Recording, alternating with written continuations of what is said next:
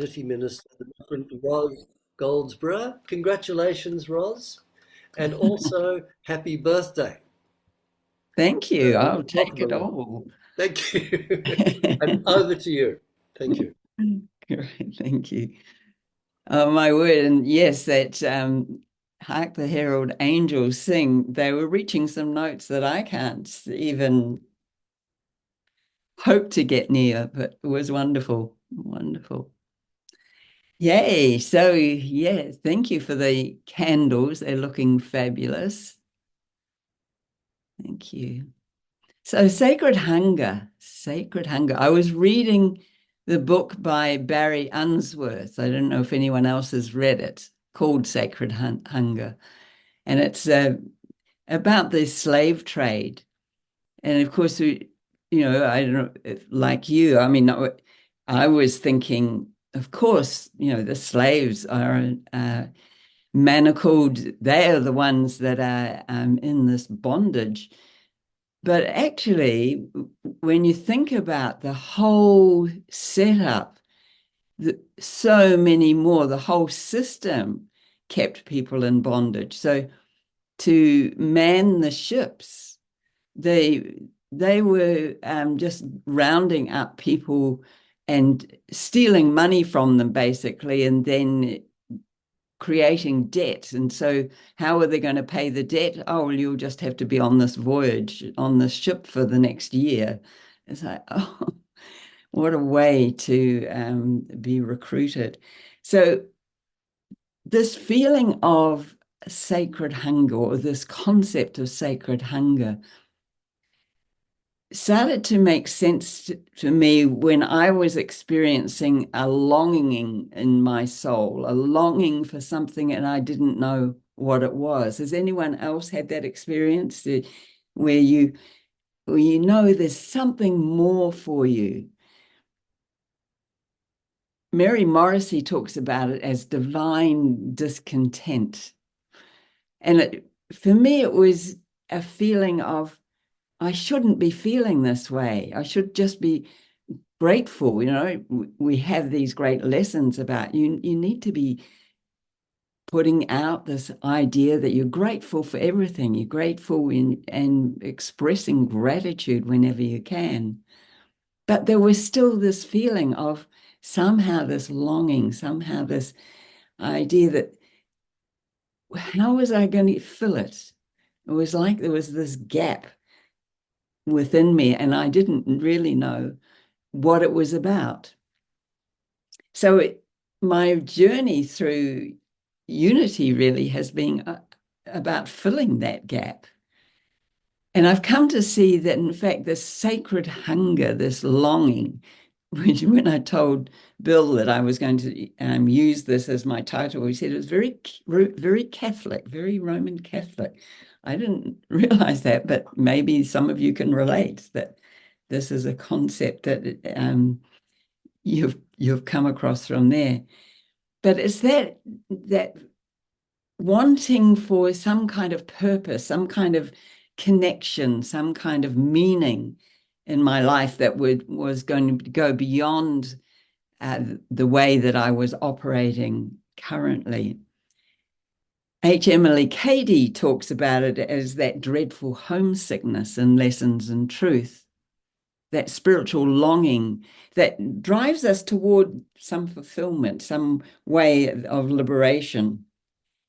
And some of us, certainly for me, I tried to quench that thirst, that hunger by material things, shopping, chocolate. So there were lots of ways that didn't work actually, as it was. So what is it? What is this sacred hunger that we're talking about?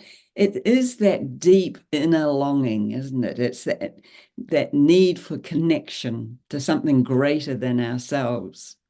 And understanding that wanting something better doesn't mean that I'm ungrateful.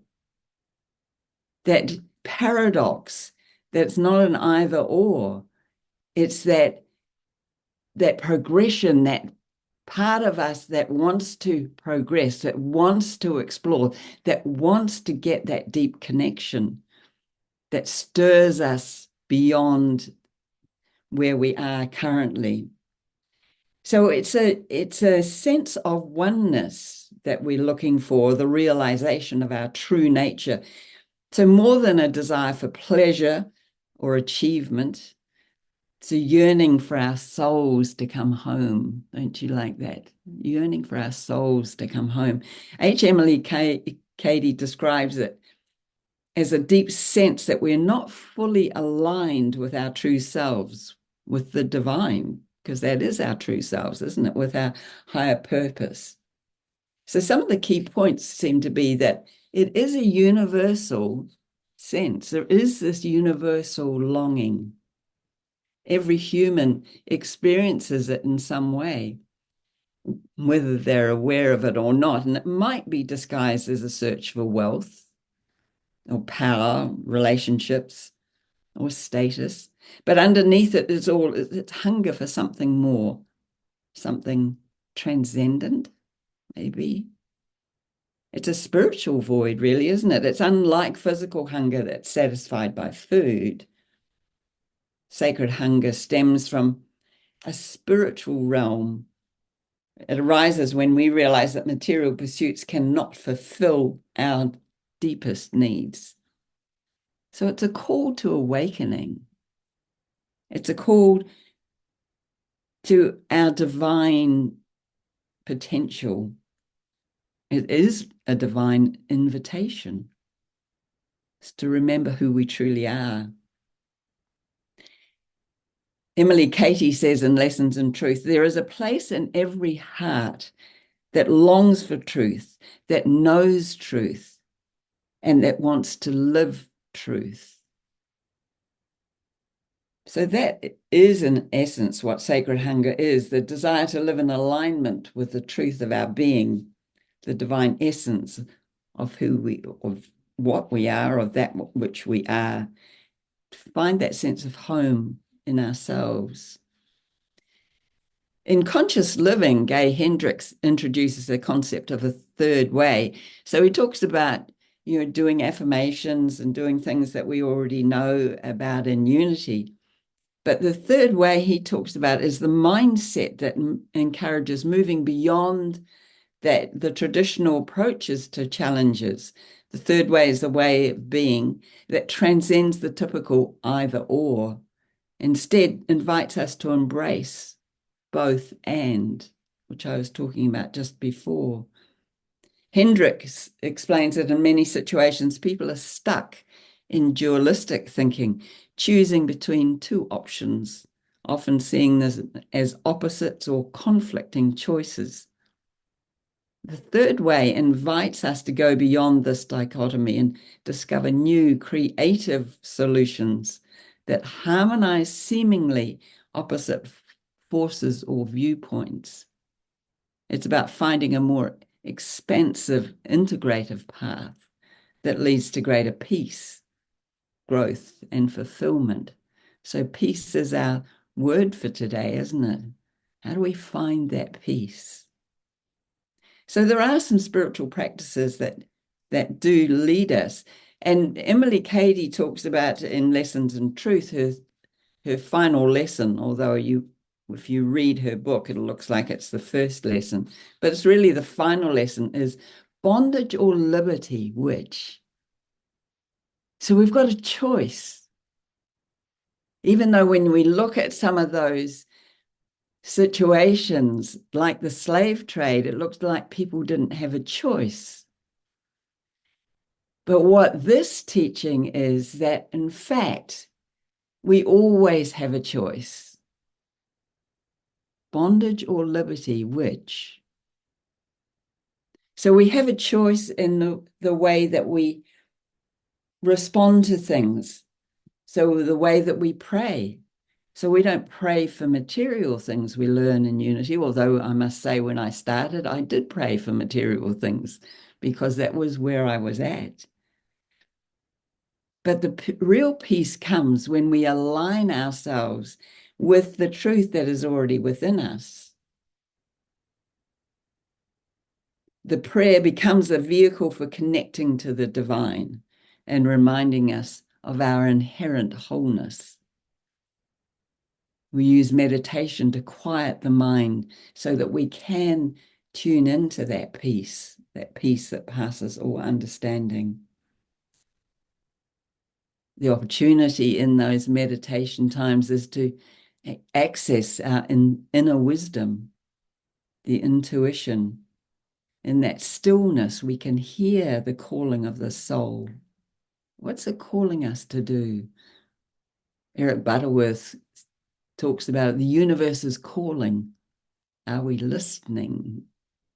We have to listen in that stillness. And of course, we know in Unity, we get taught about affirmative thinking, using truth statements, and we have our truth statements that we repeat. One of Emily Katie's ones is, I am one with divine presence. I am one with divine presence. Maybe I am divine presence. We might bring it into what we understand of ourselves fully now, fully human, fully divine. I am divine presence. The affirmations help us to shape our mental landscape from scarcity to lack, and lack to abundance and wholeness. We move, we shift our perception, our consciousness. By affirming the truth of our being, we can transform our experience. We do the spiritual study and contemplation. We look at sacred texts. We look at our works that we study in Unity, and they help us to gain clarity and insight and deepen our understanding of what are we here to do? What are we here to be?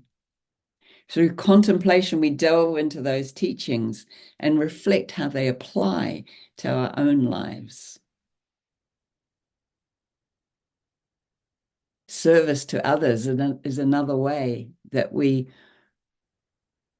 work with filling that gap, that longing where we're wanting to be better, but it doesn't mean we're ungrateful. When we serve, that becomes a way of spiritually freeing us.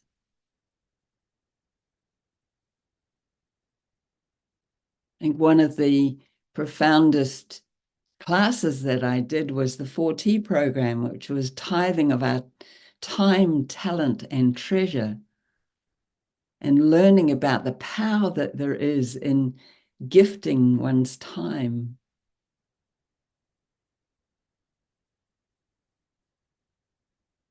How freeing that is. What a joy it is. And it becomes that place of how do I get to beyond that longing and finding, oh, it's in giving of myself.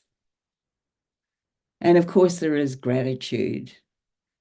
Gratitude we know is transformative. It shifts our focus from what we lack to what we already have. We give thanks in all things, not for all things. Some things we don't want to give thanks for, but we give thanks in all things. Because in truth, we can find always something to be grateful for, right? Sacred hunger then is in part a call to recognize the blessings that are already present in our lives.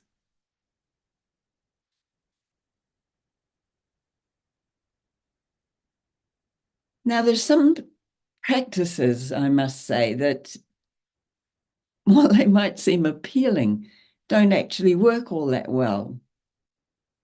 And I have tried some of these, and I've witnessed some others who have tried them. The pursuit of wealth and success. One of the saddest interviews I think I ever saw was Steve Jobs at the end of his life, when he was barely a skeleton. And he was saying, I have pursued wealth and happiness in this life. And here I am dying. I did not spend time on my relationships. I did not spend time on my health. My focus was on this wealth and wealth and success, financial success. And it's like, it left him hungry. Do you see? Left him still in that place of not feeling fulfilled, even though amazing things that he did. He was still experiencing that sacred hunger. Some people seek validation through relationships, and I guess we can think about maybe sexual relationships, trying to fulfill this gap through sex. That doesn't work so well either. Actually, doesn't work really at all. Escaping through consumption, and we know that can be an attempt to fill this sacred hunger. Doesn't seem to work. Food, drink, entertainment, whichever form that takes. The desire for control or power, and I think we can see that there are some examples of that in the world today, right? What are they trying to fill? I think they're probably trying to fill that place of longing, that place that the only way that it ever gets filled is that we come closer to the divine within, the divine without. The whole idea that we can get filled by other things does not work. So how do we move then? We move from that feeling of bondage, that feeling of lacking, that feeling of longing, to that liberty. It's when we let go of the material ways and we fix on the inward, we go inward to the divine. We stop seeking fulfillment in the external world and instead realize that we already possess everything we need. Everything we need is already within us. It's amazing, isn't it, to think within each of us, we have all the resources, everything that we could ever possibly need to be fulfilled. There is that great story of the religious men who were deciding that they should hide God from the world. Where were they going to hide him?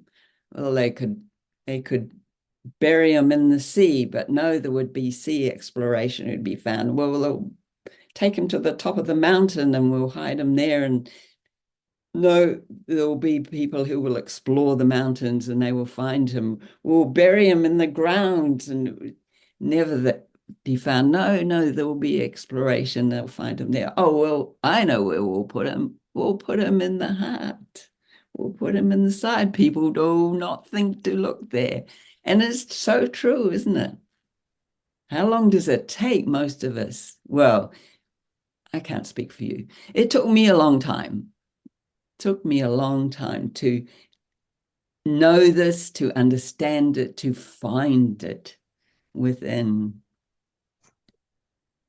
So here we are.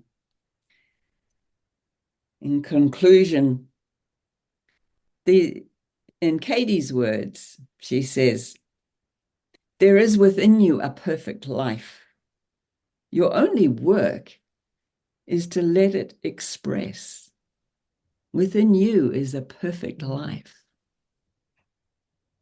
Your only work is to let it express. This life, this expression of divine truth. So the more we allow this truth to unfold, the more we experience the liberty of being who we are meant to be. So in conclusion, sacred hunger is that soul's deep desire to reconnect with the divine essence that is our true home. It's not something to be feared or avoided, but something to be embraced as part of our spiritual awakening. By turning to spiritual practices such as prayer, meditation, affirmative thinking, and service, we satisfy this hunger in a way that leads to true freedom and joy. And that's certainly been my experience. I hope it's yours as well. So let us remember that no material pursuit will fill that sacred hunger. Only by seeking the divine within, aligning ourselves with truth, and living in harmony with our higher selves, can we experience the liberty our souls long for. So I invite us to take this a time, take it into meditation.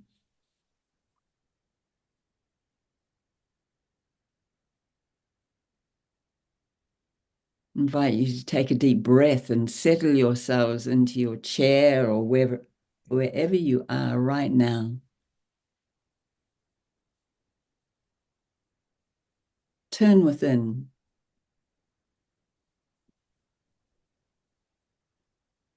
Use this phrase if you find it helpful. I am one with divine presence. I am that divine presence.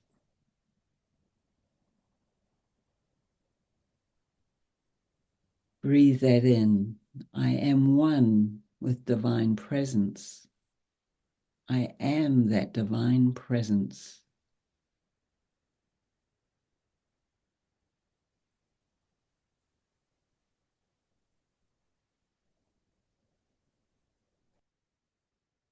That perfect life I desire is already in me.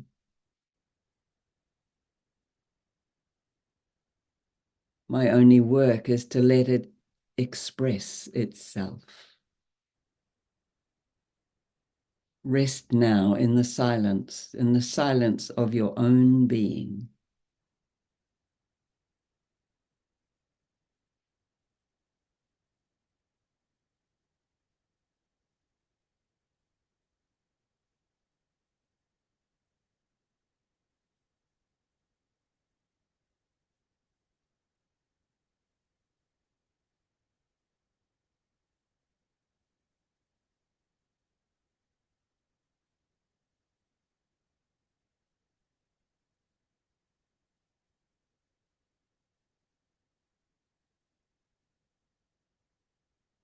I am one with divine presence.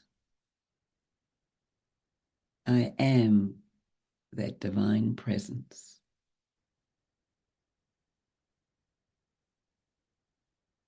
And so it is. Amen.